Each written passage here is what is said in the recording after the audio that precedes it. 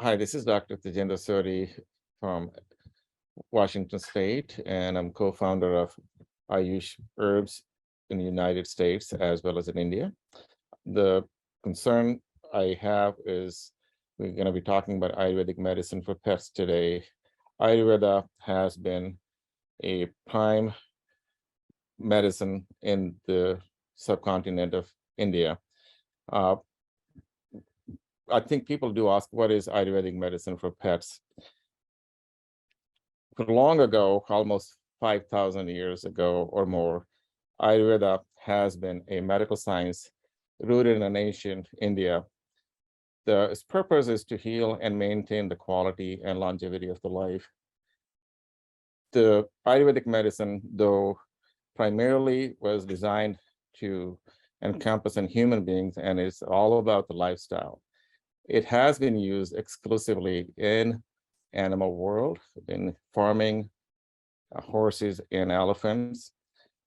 Idea of Ayurveda is harmonizing a lifestyle with two animals' individuality or prakriti, which is a innate given thing.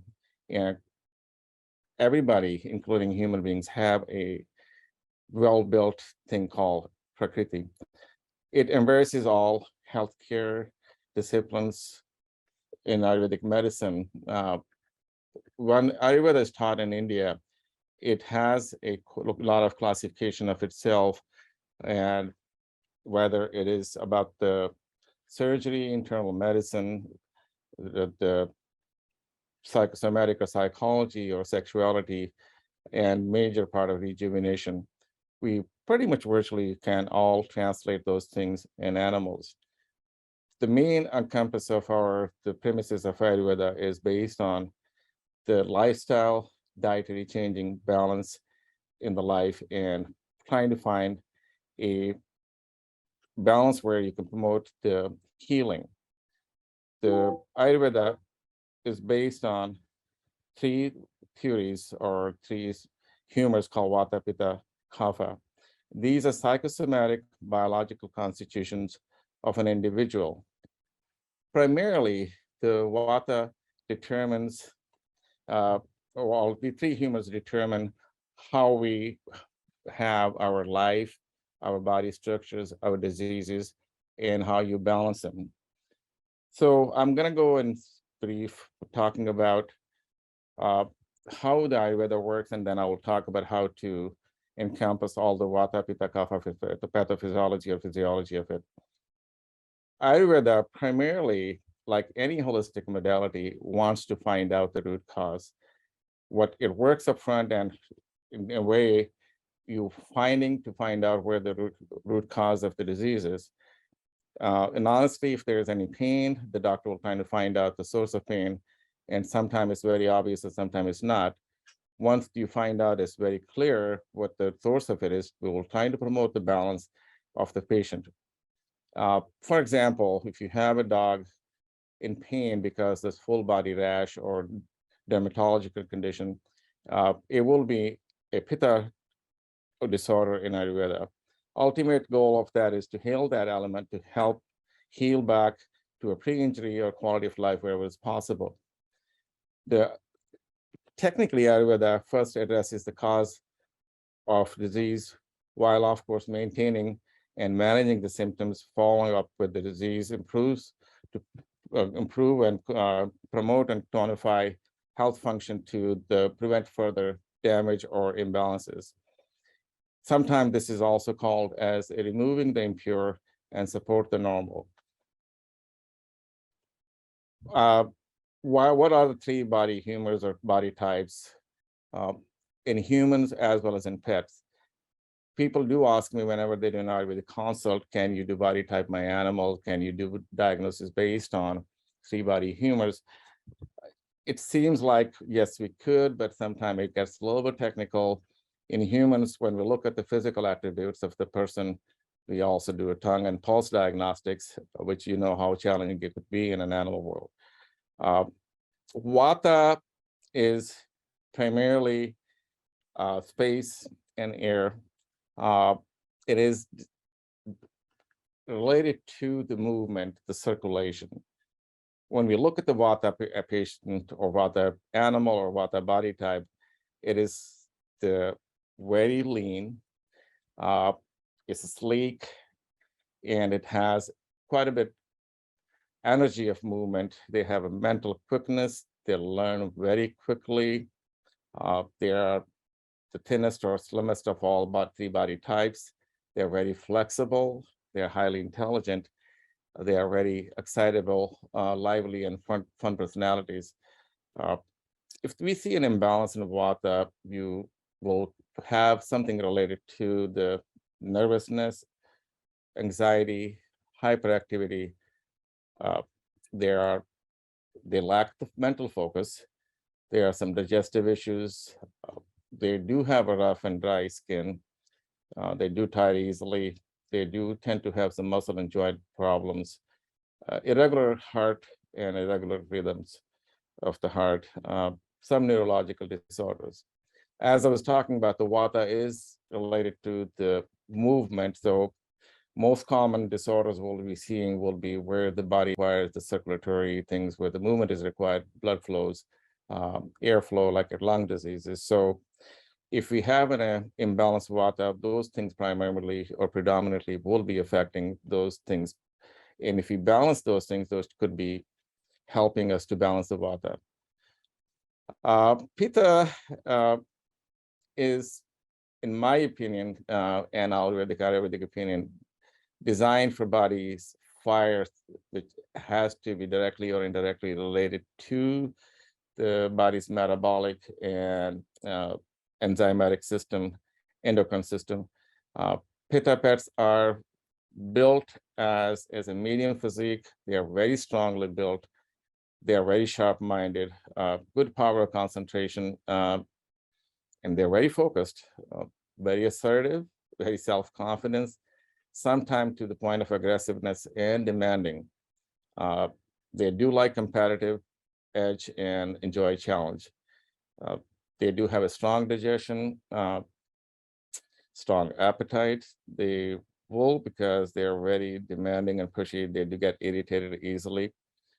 They like to be in command and in charge. When under stress, they do get very irritated and angry. People find, sometimes we find them in exam rooms to be very stubborn and pushy. They do have a good leadership abilities, usually act as the leader of the pack, subject to mood swings and impatience and angers.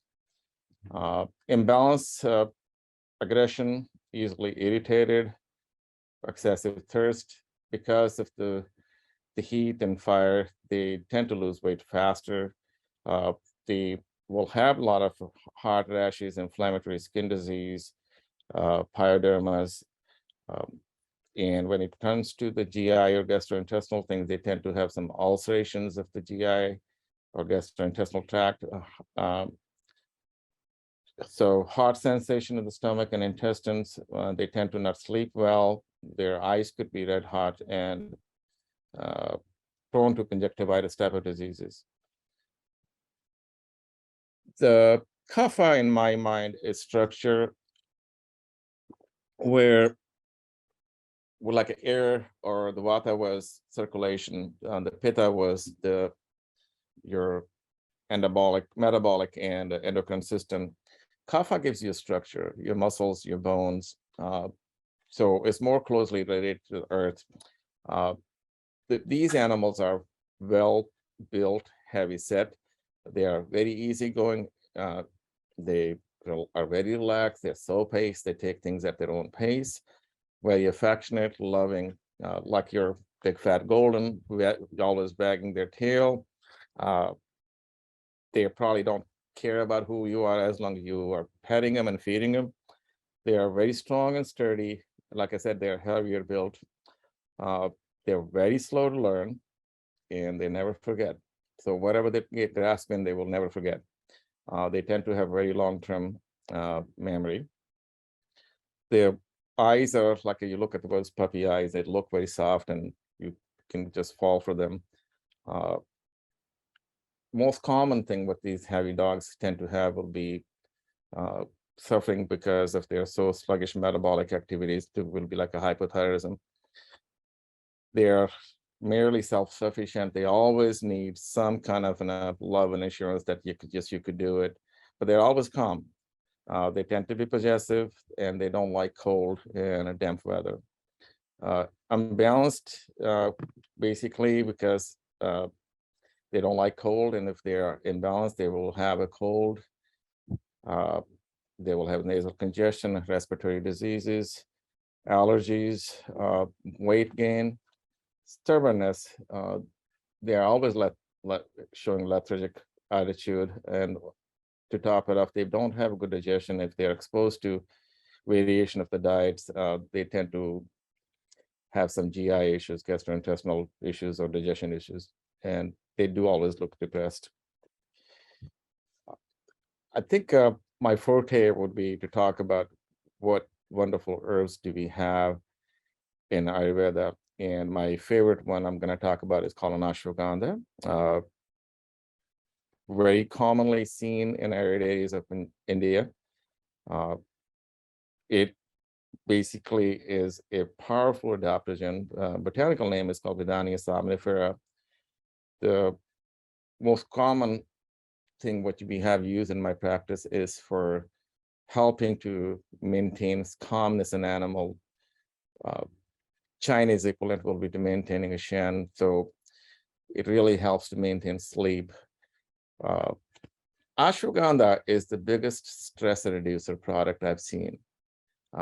It helps with any new transition, new adaptation, or new adopting animals, travels, including some chemotherapy stress. What I find that ashwagandha has helped animals who are old bones, who cannot settle down all night long. They turn and toss, they find a comfort spot, and then they won't feel comfortable and then go up and go around. Ashwagandha really helps them to have a good sleep. Ashwagandha, when these animals who are that debilitated, helps them to restore the muscle balance because of a powerful anabolic steroidal lectin they have, which equals to your anabolic steroids in humans without having a negative side effect of the anabolic steroids. So it maintains the positive protein metabolic activities, and so you will maintain muscle mass. It helps to have healthy bones, muscles, joint. Not mentioned in slide 8 is that it also has a heme protein, so it helps with the non-degenerative anemias in cats and dogs too, which I normally use in a lot of cats which has a non-degenerative anemia because of the chronic renal failure.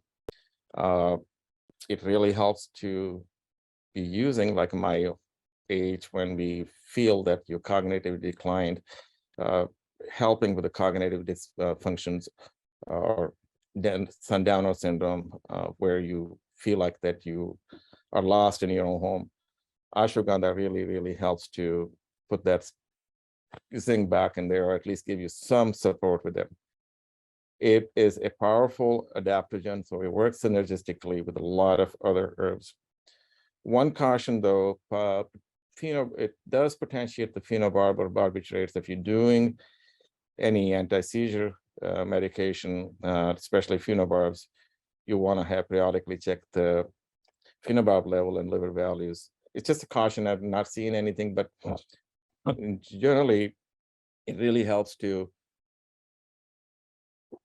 monitor the phenobarb levels. So if the animal gets too sleepy or dopey, I think it will be adjusting the phenobarb rather than adjusting the ashwagandha. The typical doses is about 30-pound dog would be about 500 milligram twice daily or once daily, depending on how you feel. It does have a wide range of dose adjustments, and I have given even a lot higher doses. So I think once we're working with a veterinarian, or if you're working with a veterinarian, it will be nice to tailor it to the need of the animal. In fact, if once a day to twice daily, up to 3 times daily, could be given on the animals who need all this help. Like I said, ashwagandha is a very good adaptogen in any chemotherapy or cancer therapies. So that is my go-to herb. Second product I'm going to talk about is called Boswellia serrata or Frankincense. It is a plant resin which is used as an incense. It's oil-based resin, which needs to dissolve it to get the proper product out of it. One thing, find that a lot of these herbal products have a tremendous power to heal, and most often we don't know the potential of it. The Boswellia is a powerful anti-inflammatory product. It's known that when we're using a common non-steroidal anti-inflammatory products or steroidal anti-inflammatory product, there are bound to be some side effects.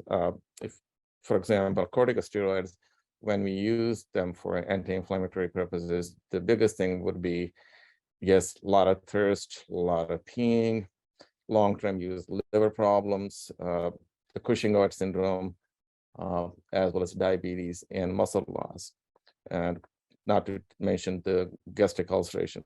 When we're using a non-steroidal product, similarly, we have liver issues, kidney issues, GI bleed, gastrointestinal bleeds.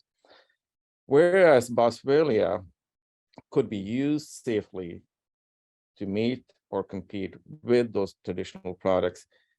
It has a certain mechanisms of working. Obviously, the cycle of inflammation, whether it's through the prostaglandin cycle or leukotriene cycle or thromboxane metabolic activities. I know some more chemotherapy, more chemistry than we want to talk about in a certain presentation. But my premises of making these 2 points is that when we're dealing with inflammation, we have different ways of dealing with it.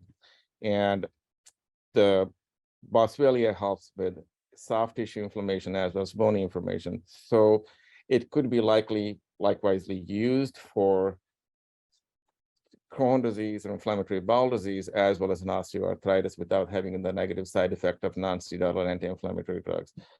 The common doses for the product will be 300 milligram per day, twice daily, and 150 milligram if you're using a standardized extraction like a boswellic acid. Curcumin, most common herb or spice used in Indian cooking. It derives its name from Curcuma longa, which is for turmeric plant. It's a rhizome or root. The dark yellow pigment is a phenolic compound or coloring agent, which is curcumin. And that is the most powerful product, which is used for inflammation, liver issues, GI ulcerations, cancer, chronic pain. There's multiple pathways. Curcumin supports inflammatory pathways. In cancer, for the cancer angiogenesis pathways, where you want to stop the production of new blood vessels, and detox ways or detoxification ways. One thing I found also out that curcumin is a very powerful neuroprotective. So we have used it a lot in our clinic for the purposes of some neuro patients or neurological patients, disc patients, or other issues. Curcumin is well absorbed by using some medium chain triglycerides or MCT, is an oil-based or fat-based product, along with the piperine or piperlongum. So you make sure when you get the curcumin that it is of a good quality product, not only that it also has a source of medium chain triglycerides, oil or coconut-based product, and curcumin. The dosing on this one based on the body weight. If you're using a powder product of plain curcumin, it will be probably about 1/4 of a teaspoon for 10 to 30 pound dog, twice daily mixed with the food. Proportionally, it can go up high for 1/2 a teaspoon, 30 to 60 pound dog, and higher. The horses, probably 2 teaspoons twice daily. I always warn my clients that it is a strong pigment. If you accidentally have a spill on the carpet, don't use any carpet shampoos or soap solutions on, because you will leave a permanent mark on it. It should be probably cleaned with the warm water and let the sun light take care of it. It will fade away. Curcumin is an amazing product. A final product I'm going to talk about would be a most favorite product we grew up with called Neem. It is a tree commonly found in warm, arid climates. Neem has been a product which has been used extensively for a lot of things. Whether we talk about dentifrice, toothpaste, soaps, shampoos, antibacterial things, skin lotions. I feel like we grew up with the neem, chewing up neem sticks for our teeth purposes. It's a very popular herb. Any single super illustrations we use to wash with the neem powder, neem soap, or neem decoctions. Simply put out, this is a product which could be used in any infection, any skin issues, or any skin inflammations. Topical use is a neem oil, which is from the neem seeds. Is helped with rashes. It has helped us with the topical skin parasites, flea, tick, mosquito bites. But I would normally recommend people to use neem with a little bit of caution on the topical skin, to avoid the areas where the animals, dogs or cats lick. If you are using a proper neem oil, you might want to dilute it with a sesame oil or coconut oil. So it does work, but it's not as strongly causing any issues with it. Internally, we use neem fractions, which are based on the fact the neem has leaves and bark extractions, and we could use for a lot of intestinal things, skin things, infections. It really helps to promote healthy gut biome and kill some pathogenic bacteria. I think the topic of Ayurvedic medicine will not be complete without discussing if there is any side effect of any Ayurvedic product or any Ayurvedic herbs. If used properly, I would not see there's any issues. Ayurveda is based on polypharmacies or polypharmaceutical approach, where you combine multiple herbs to balance the negative of other herbs. But there are some very strong single element of the single products which you could be giving. What I find most common thing would be that herbs do tend to have taste, aroma, and pungentness to it, which makes it a little bit harder for clients to give them or have animals ingest it. You have to be creative about it. That's the most common side effect I find it. But again, technically, if you find that your certain herbs have not agreed with your pet, there could be some nausea or diarrhea or vomiting, not specific to any herb. It could be how they were administered or given. But if there's a reason for it to be worried or concerned about, I think I will have a discussion with the local veterinarian or your health prescriber to see if there's any other way you could give these products. Like I said, this most common thing what I see is will be administration of the products, and it does get tricky, including my own pets, what we have on my own dogs, that it is challenging. But my pet owners, our clients, are very adaptive, and they have given me very helpful clues all along my professional life of 42 years. I hope this helps. Thank you for sharing your time with us and listening to me. All right. Thank you.